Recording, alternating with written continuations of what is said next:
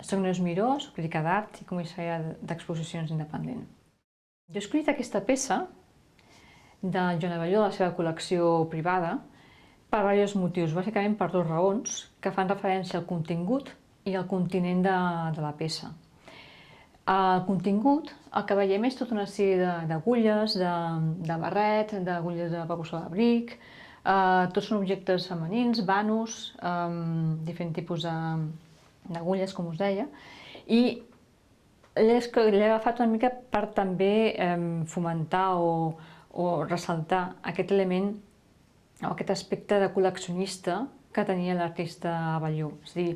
era un artista que havia fet la seva obra en pintura, etc., però, per altra banda, era un col·leccionista.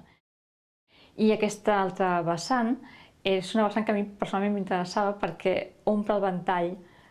de possibilitats de parlar de l'obra de l'artista, perquè a més els objectes que sovint veiem a la col·lecció d'objectes no estan relacionats o no estan necessàriament relacionats amb la seva obra, és a dir, no són objectes que després sortiran en les pintures o no són referents. És a dir, és una acumulació d'objectes que simplement es fan o es col·leccionen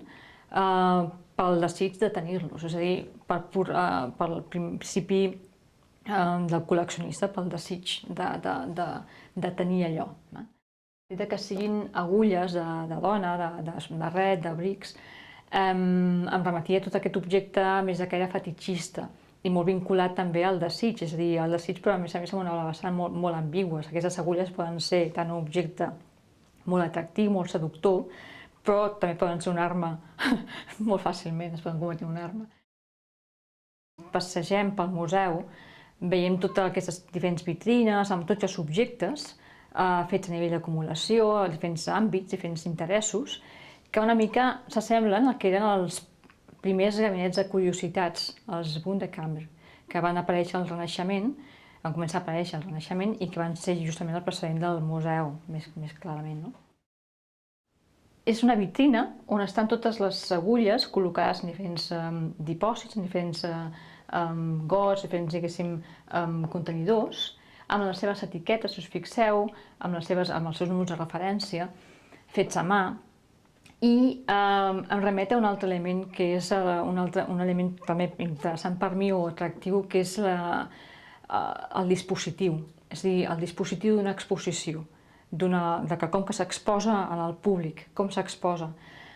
Aquesta vitrina ens fa referència o ens remet directament a cert tipus de museu que comença a desaparèixer o que podria estar en perill de desaparició, on es conserven els dispositius que hi havia segurament a principis de segle. Per exemple, els museus de zoologia, els museus de ciències naturals, els diorames, etc.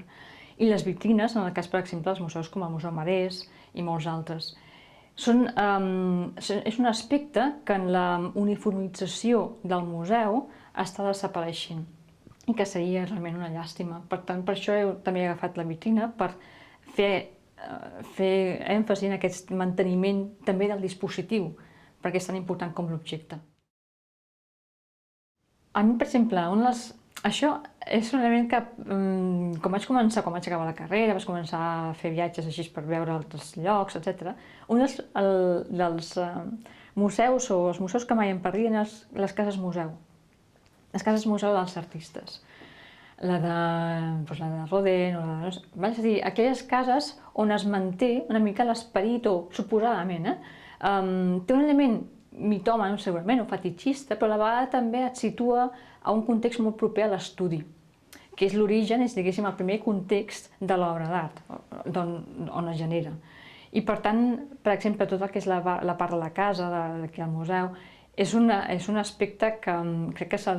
caldria conservar d'una manera molt acurada, perquè ens dona moltes pistes de com es vivia, de com vivia l'artista Abelló.